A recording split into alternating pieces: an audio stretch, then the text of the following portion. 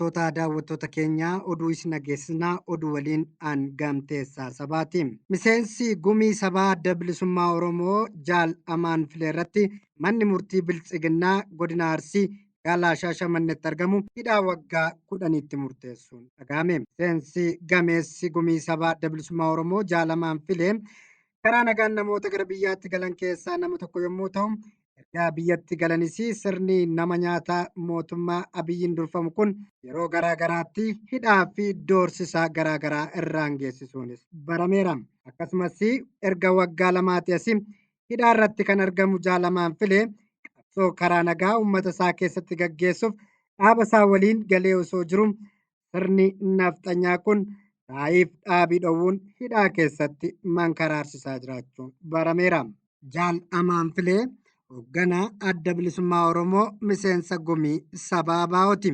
Nama jireenya isaa qabsoo bilisummaa Oromoo ABO'n durfamu keessatti dabarsee waliigaltee kabeebsaa fakkeessii bara 2018 sirna EPRDF'n dhaaba keenya waliin taasiseen qabsoo karaa nagaa uummata isaa keessatti gaggeessuuf dhaaba isaa waliin galee osoo hojjetaa jiru sababa tokkoon ala hidhanii murtoo seeraa malee waggoota lamaaf kanneen hidhaa garaagaraatti dararaa kan jiranidha. Haa ta'u malee har'a jechuunis waxabajjii gaafa 30 bara 2022 dhaddacha irratti dhiyaatee himata fakkeessii yeroo inni dirree qabsoo ture irratti himata bananiin manni murtii murtoo dabaa itti murteesseen waggaa 10 irratti murteessuun dhagahameera.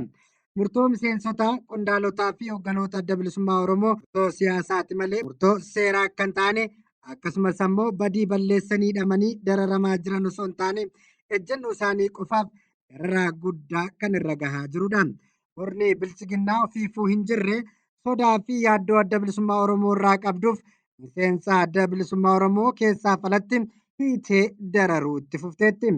Kana waan ta'eefis Oromoo fi hoogganoonni Oromoo murtoo dabaa mana hidhaatti gidirfamaa jiran hiraarsaa ba'anii bilisa ta'uun uummanni Oromoo roga hundaan alaa fi keessaan finiinsee gurmaatti xumura gochuu akka qabu namoonni tokko tokko dubbachaa jiru.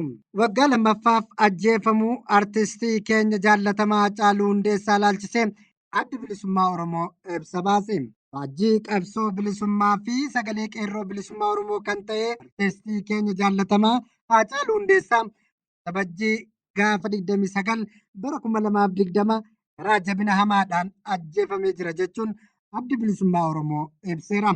Dargaggoonni ajjeechaa artistii Haacaaluu Hundeessaa balaaleffachuun gaddaa fi mormii qaban ibsachuudhaaf ba'anis haala suukanneessaan ajjeefamaa jiru jechuun addi bilisummaa Oromoo eereera.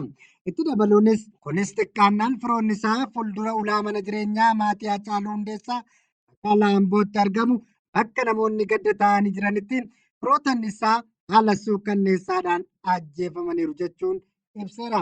Hooggantoota siyaasaa Oromoo, qondaalota, miseensotaa fi deeggartoota qabsoo bilisummaa Oromoo mana hidhaatti guuruun tarkaanfii hiika hin qabne fudhatanii jiru jechuun ABO'n komateera. Yaadannoo waggaa lammaffaa ajjeefamuu artistii keenya jaallatamaa Haacaaluu Hundeessaa wayita yaadannu jedha. Addi bilisummaa Oromoo keenya gaddaan dhabeeti jechuun eereera. Garuu ammoo artistoota Oromoo mootummoota dhufaa darbaa impaayera Itoophiyaatiin ajjeefaman achii buuteen isaanii dhabamsiifamee fi dararaan dhala namaaf hin malle miira jagnummaatiin yaadanna jechuun ABO'n ibseera. Artistoonni Oromoo kanneen akka Abdullaahi Arsiin, Ayyuub Abubakar Muusaa, Mustafaa Abdii yookaan Harawwee, Ahmed Kebiraa, Ayyaantuu Booranaa, Himee Yesuuf, Lulanii Boruu, Sabboontuu Bareentuu, Boonsisoo Caalaa, Hordofaa Bareentuu, Jireenyaa Ayyaanaa, Eebbisaa Addunyaa, Annaa Wayyeessaa, Usmaayyoo Muusaa, Abdii Qophee, Daahiluu Girmaa, Seenaa Mokonnon, Yoseef Gammachuu, Maaramee Harqaasaa, Daadhii Galaan, Waaqaa Yaaddessaa fi Oftaanaa Tarreessaa hacuuccaa fi cunqursaa uummata Oromoo irratti raawwatamuuf sagalee waan ta'aniif dhugaadhaan waan dhaabbataniif qofa ajjeefamaniiru jechuun ABO'n yaadachiiseera. Gochi hammeenyaa fi garaa jabina ilmaan Oromoo irratti raawwatame kun kan dhaabbatu yoo jabaannee qabsoofne qofaa ta'uusaa akkasumas qeerroo fi qarree Oromoo yaadachiisuu barbaanna jechuun himeera. Ajjeechaan Haacaaluu fi deeggartoota isaa dargaggoota gocha kana balaaleffatanii fi miseensota maatii isaa irratti raawwatame hanga har'aatti haala iftoomina qabuu fi qaama walabaa ta'een qoratamne kan jedhe ABO'n. Ajjeechaan haala suukanneessaadhaan raawwatame kun sirnaan qoratamuu fi uwwisa seeraa dhabuu isaa hedduu keessa keenya dhukkubsa jechuun ABO'n himeera. Maatiin Hacaaluu ijoollee isaa, haadha warraa, hiriyootaa fi firootaa fi uummanni Oromoo bal'aan haqni Hacaaluu akka ba'u barbaadu. Waan kana ta'eef ajjeechaan Hacaaluu irratti raawwatame qaama walaba ta'een qoratamee uwwisa seeraa barbaachisaa akka argatuuf gaafachuu feena jechuun adda bilisummaa Oromoo ibseera.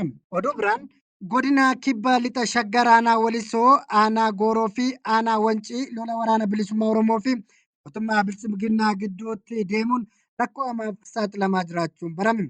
Waraanni mootummaa aanaalee kanneenitti maqaa waraana bilisummaa Oromoo deeggartuu fi maatii keessantuu bosona jira jedhuun manneen qonnaan bultoota baay'ee gubachaa jiraachuu maddeen keenya himaniiru. Dabalataanis Amajjii gaafa 27 aanaa Gooroo gandoota kanneen akka Didibbee, Abbaadoo, Cirracha, Kadiraa fi naannoo Tulluu Bidootti waraanni mootummaa manneen qonnaan bultoota 13 ol gubuu jiraattonni himaniiru. Haaluma wal fakkaatuun guyyaa har'aa jechuun Amajjii 30 bara 2022 waraanni mootummaa aanaa Walisoo ganda Abbaadoo Jawweetti mana obbo Diriirsaa Bantii dabalatee manneen qotee bultootaa 3 ol gubuus dhaga'ameera. Addi bilisummaa Oromoo fi Koongireensiin Federaalaa Oromoon mootummaan Itoophiyaa waraana bilisummaa Oromoo dabalatee gareelee hunda marii biyyaalessaa keessa galchuu akka qabu akeekkachiisan. Addi bilisummaa Oromoo fi Koongireensiin Federaalaa Oromoo impaayera Itoophiyaa keessatti nagaa fi tasgabbii biyyattii keessatti fiduudhaaf mootummaan PP haasaa araaraa gareelee hunda hirmaachise gaggeessuu akka qabu waamicha dhiyeessaniin.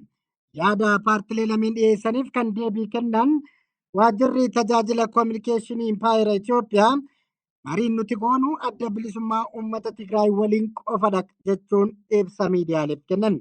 Gama biroon dubbii himaa waraana bilisummaa Oromoo idil addunyaa Odaa Tarbii deebii kennaniin waraanni bilisummaa Oromoo dhaabbata mataasaa danda'ee socho'uu fi akkasumas kaayyoo socho'uuf kan qabudha.